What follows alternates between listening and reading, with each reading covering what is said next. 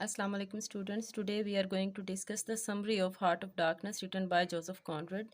So stay with us till the end of this video to gain a sufficient knowledge related to the topic. تدبیر کے قاضی کا یہ فتویٰ ہے ازل سے تدبیر کے قاضی کا یہ فتویٰ ہے ازل سے ہے جرم ضعیفی کی سزا مرگ مفاجات. Heart of Darkness suggests that power corrupts a man and absolute power corrupts absolutely. Us novel میں کلونیلزم اور امپیریلزم کی خامیوں کو بہت اچھے سے اجاگر کیا گیا ہے. Heart of Darkness ایک نویلا کی فارم میں لکھا گیا تھا and it is a critique of the European colonial rule in Africa. It was first published in Blackwood's magazine in 3 parts in 1899 and it was published as a whole in 1902. اس کے اندر Joseph کانریڈ نے story with in story and multiple narrator کی technique کو use کیا ہے. یہ دو کرداروں کی کہانی ہے، مارلو اور کرٹس کی، اور یہ دو کردار ہیں جن کو بائی نیم اس کہانی میں دکھایا گیا ہے. باقی اس میں تمام کردار جتنے بھی ہیں وہ ٹائٹل ہیں، رینکس کے اور آکوپیشن کے لحاظ سے ان کو دکھایا گیا ہے، ان کے نیم جو ہے وہ مینشن نہیں ہیں. یہ ناول در حقیقت رائٹر کے دریائے کانگو اور افریقی ملک کانگو کے سفر اور مشاہدات پر مشتمل ہے. 1890s میں کانریڈ خود جہاز کی کپتان کے طور پر دریائے کانگو کا سفر کیا تھا. ہارٹ آف ڈارکنس حقیقت میں ایک آٹوبایوگرافی ہے، لیکن اس ناول میں کانریڈ بذات خود واقعات نہیں بتاتا، بلکہ وہ مارلو نامی ایک فرضی کردار کے ذریعے سے اپنی زندگی اور افریقہ کے سفر کے ناقابل فراموش اور دل خراش واقعات کو انتہائی سادہ پیرائے میں خوش اسلوبی سے بیان کرتا ہے. کانریڈ نے اپنے سفر کے دوران لکھی گئی ڈائری کے حقیقی، جامع اور مفصل واقعات کو اس ناول میں استعمال کیا ہے. یہ کتاب کانریڈ کے ذاتی مشاہدات پر مشتمل ہے اور وہ گوروں کی مکاری، عیاری، بے مقصدیت، ناانصافی، ظلم و ہیبت، طمع اور ہوس کا چشمدید گواہ ہے. صرف یہی نہیں بلکہ کانریڈ افریقی لوگوں کے ساتھ روا رکھے جانے والے غیر انسانی سلوک اور حاکمیت کو ناجائز طور پر استعمال کیے جانے کو صحیح معنوں میں اجاگر کرتا ہے. یہ کتاب سفید فام تاجروں کی ذہنی وابستگی کو ظاہر کرتی ہے. اس کے اندر وہ جو بھی ایول آف امپیریلزم کو افریقہ میں دیکھتا ہے، جو وٹنس کرتا ہے، ان کو اس ناول کے اندر بیان کرتا ہے. کہانی کے آغاز میں ہم دیکھتے ہیں کہ تھیمس ریور میں ایک شپ نیلی کے اندر چند پیسنجر سوار ہیں. انہی کے اندر کہانی کا مرکزی کردار مارلو بھی موجود ہوتا ہے. وہ خود کلامی کی کیفیت میں اپنے گزرے ہوئے وقت کو یاد کرتا ہے. رومنز کے ارائیول، ڈارک پلیسز اور نیٹو لوگوں پر کیے جانے والے مظالم اور امپیریلزم کی ایولز پر بات کرتا ہے. شپ میں موجود کوئی بھی شخص اس کے ریمارکس پر رسپونڈ نہیں کرتا. پھر وہ ان سب کو اپنی طرف متوجہ کرتا ہے اور اپنے بچپن کے واقعات کو بیان کرنا شروع کرتا ہے اور اپنی کہانی کا آغاز کرتا ہے. وہ بتاتا ہے کہ اسے بچپن میں میپ ریڈنگ کا اور ان میپس کے اندر موجود ڈارک پلیسز کو کھوجنے کا بہت زیادہ شوق تھا. عمر بڑھنے کے ساتھ ساتھ اس کے اس شوق میں اضافہ ہوتا گیا اور بڑے ہو کر وہ ایک سیلر بن گیا. شروع میں کافی عرصہ بے روزگار رہنے کے بعد مارلو نوکری کی تلاش شروع کرتا ہے. اس کی ایک آنٹی اس کے لیے جہاز کی کیپٹنسی حاصل کرنے میں کامیاب ہو جاتی ہے. نوکری کا پروانہ حاصل کر کے مارلو 24 گھنٹوں میں اپنی کمپنی آفس پہنچتا ہے اور وہاں وہ 2 خواتین کو دیکھتا ہے. وہ دونوں خواتین مارلو کو کچھ عجیب سی لگتی ہیں کیونکہ وہ مارلو کو عجیب سی نظروں سے دیکھ رہی ہوتی ہیں. پھر اس کا میڈیکل معائنہ کیا جاتا ہے. ڈاکٹر اس سے میڈنس کے حوالے سے چند سوالات پوچھتا ہے.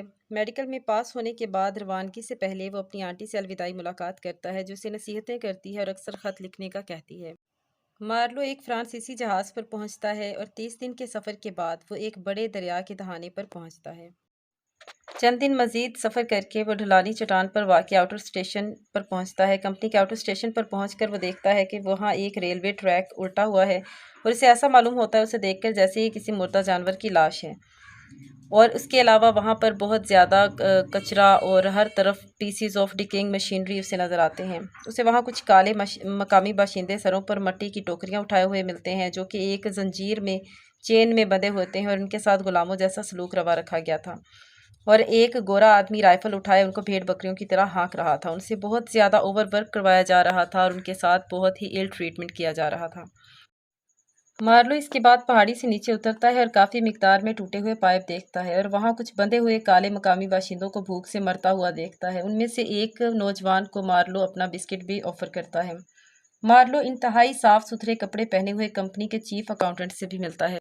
ناول کی کہانی کے اندر 3 اسٹیشنز کا ذکر آتا ہے۔ سب سے پہلے آؤٹر اسٹیشن جہاں پر مارلو کی ملاقات چیف اکاؤنٹنٹ سے ہوتی ہے، اور اس کے بعد سینٹرل اسٹیشن پر مارلو جاتا ہے جہاں اس کی ملاقات جنرل مینیجر اور بریک میکر اور اس طرح سے اور بھی بہت سے کمپنی کے لوگوں سے ہوتی ہے، اور پھر انر اسٹیشن تیسرا اور آخری اسٹیشن جہاں پر مارلو کی ملاقات کہانی کے دوسرے مرکزی کردار کرٹ سے ہوتی ہے۔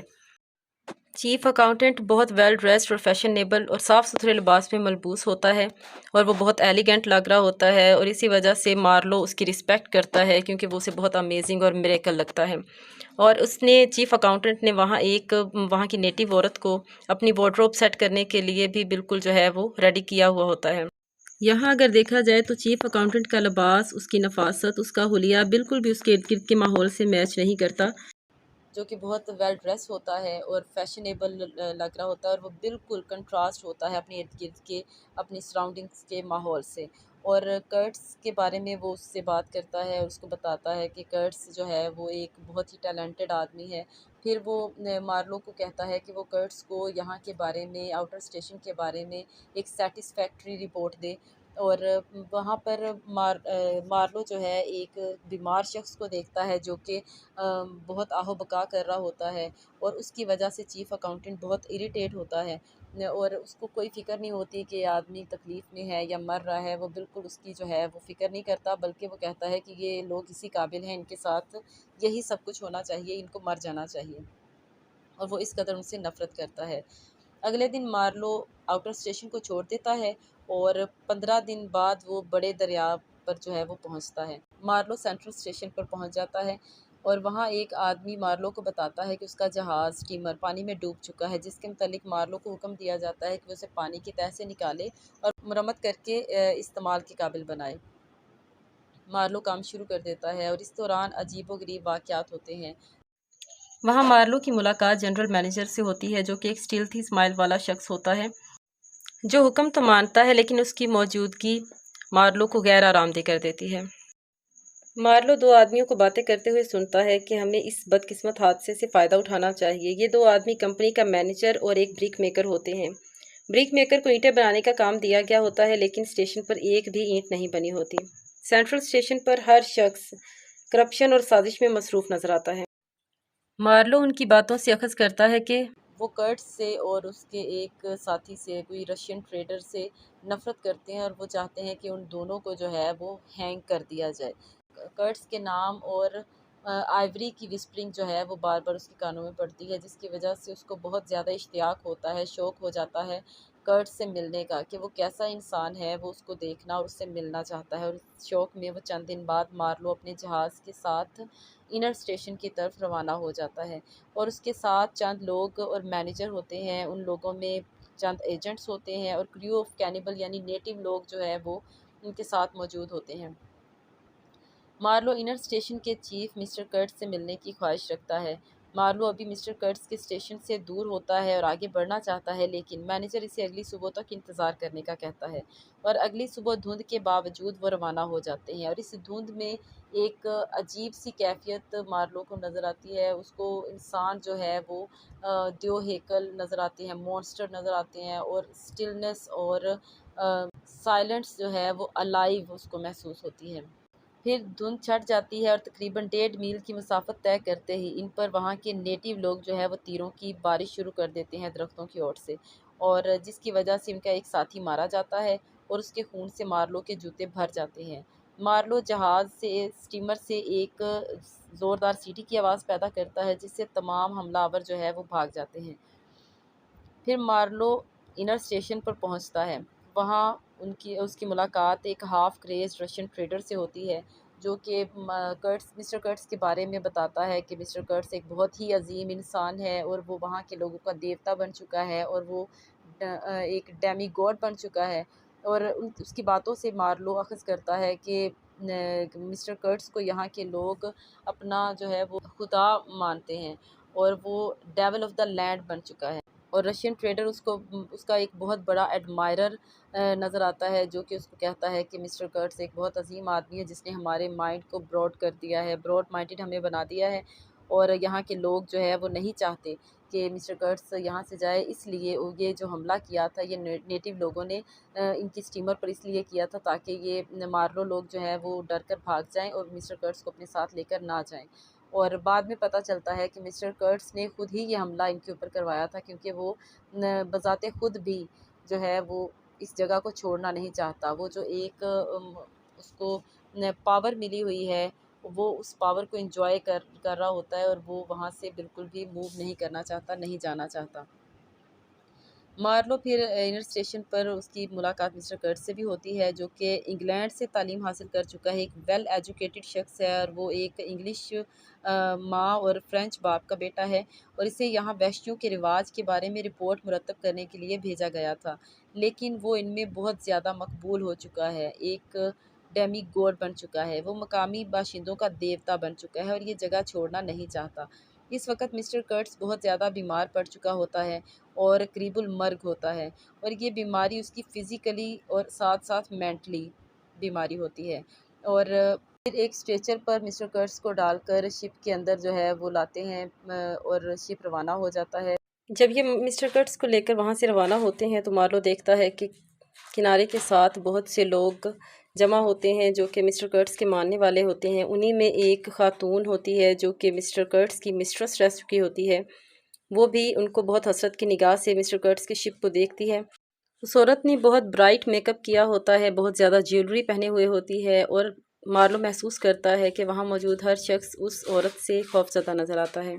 ایک رات مسٹر کرٹس شپ سے جو ہے وہ فرار ہونے کی بھی کوشش کرتا ہے، لیکن کسی طرح سے مارلو اس کو جو ہے وہ واپس شپ میں لے آتا ہے۔ کرٹس کی شخصیت مارلو کو بہت زیادہ فیسینیٹ کرتی ہے اور وہ اس سے بہت زیادہ متاثر ہوتا ہے۔ کمپنی مینیجر مارلو کو مسٹر کرٹس کے خلاف بہت بہکاتا ہے، لیکن مارلو مسٹر کرٹس کے متعلق اپنے دل میں نرم گوشہ رکھتا ہے۔ مسٹر کرٹس کے آخری لمحات میں مارلو اس کے ساتھ وقت گزارتا ہے اور اس کے ساتھ باتیں کرتا ہے۔ مسٹر کرٹس اس کو اپنے بارے میں بتاتا ہے اور اس کو اپنی کچھ اہم ڈاکیومنٹس اور فوٹوگرافس جو ہے وہ دیتا ہے، جن میں ایک پمفلٹ بھی موجود ہوتا ہے جو مسٹر کرٹس نے لوگوں کے متعلق ان کو سویلائز کرنے کے حوالے سے لکھا ہوتا ہے، اور اس کے اینڈ پر جو ہے وہ یہ الفاظ ہوتے ہیں کہ ایکسٹرمینیٹ آل دی بروٹس، کہ تمام وحشیوں کو جو ہے وہ ختم کر دینا چاہیے۔ اور اسی سفر کے دوران مسٹر کرٹس کی ڈیتھ ہو جاتی ہے، اور اس کے آخری الفاظ ہوتے ہیں دا ہارر دا ہارر، جو کہ اس کے مینٹل کنڈیشن کو جو ہے وہ ظاہر کرتے ہیں۔ مارلو کچھ معاملات حل کرنے کے لیے واپس برسلز چلا جاتا ہے۔ ایک دن کمپنی آفیسر مارلو سے کچھ سوالات پوچھنے کے لیے اور معلومات لینے کے لیے آتا ہے۔ مسٹر کرٹس کے دیے ہوئے ڈاکیومنٹس میں سے جو ٹیکنیکل پیپرز ہوتے ہیں وہ مارلو اس آفیسر کو دے دیتا ہے، لیکن وہ زیادہ معلومات دینے سے انکار کر دیتا ہے۔ اس پر آفیسر قانونی کارروائی کی دھمکی دے کر چلا جاتا ہے۔ کچھ عرصے کے بعد مارلو کی ملاقات مسٹر کرٹس کی مسٹرس سے ہوتی ہے، اس کی فیونسی سے ہوتی ہے۔ مارلو دیکھتا ہے کہ مسٹر کرٹس کی ڈیتھ کے اتنے عرصے بعد بھی وہ لڑکی مسٹر کرٹس کے ماتم میں ہوتی ہے، اور وہ اس کے بارے میں مسٹر کرٹس کے بارے میں بات کرتی ہے۔ وہ مارلو کو بتاتی ہے کہ وہ کتنا اچھا انسان تھا، وہ کتنا نرم دل انسان تھا، اور کس قدر جو ہے وہ ٹیلنٹڈ تھا۔ وہ اس طرح کی باتیں جو ہے وہ مسٹر کرٹس کے بارے میں کرتی ہے، اور مارلو اس کے ان الفاظ کو جو ہے وہ خاموشی سے سنتا ہے، بالکل بھی جو ہے وہ اس کو ڈس ہارٹ نہیں کرنا چاہتا، وہ سب بتا کر جو کچھ اس نے اپنی آنکھوں سے مسٹر کرٹس کے بارے میں دیکھا اور سنا تھا۔ اور پھر آخر میں وہ لڑکی مسٹر کرٹس کی فیونسی مارلو سے پوچھتی ہے کہ کہ آپ آخری لمحات میں مسٹر کرٹس کے ساتھ تھے، تو اس کی زبان پر جو آخری الفاظ تھے وہ کیا تھے؟ اس وقت مارلو جو ہے وہ سچ بولنے کی ہمت نہیں پاتا اور وہ جھوٹ بول دیتا ہے۔ وہ کہتا ہے کہ اس کی زبان پر آخری الفاظ جو تھے وہ اس لڑکی کا نام تھا، اس کی فیونسی کا نام تھا، اور یہ سن کر وہ لڑکی جو ہے وہ پھوٹ پھوٹ کر رونے لگتی ہے، اور اس کے دل میں جو مسٹر کرٹس کے لیے محبت تھی اس میں کوئی کمی نہیں آتی۔ یہاں ہارٹ آف ڈارکنیس میں مارلو کی سٹوری اختتام پذیر ہو جاتی ہے۔ Marlowe's journey is not only into a geographical heart of darkness, but into his own psychic interior and into the heart of darkness of Western civilization. So students, آج کے لیے بس اتنا ہی۔ امید ہے کہ آج کی ویڈیو آپ کے لیے بہت انفارمیٹیو رہی ہوگی۔ اگر ویڈیو اچھی لگے تو اس کو لائک شیئر کریں۔ اگر کوئی سوال پوچھنا ہو تو آپ کمنٹ سیکشن میں پوچھ سکتے ہیں۔ ملیں گے نیکسٹ ویڈیو میں، تب تک کے لیے اللہ حافظ۔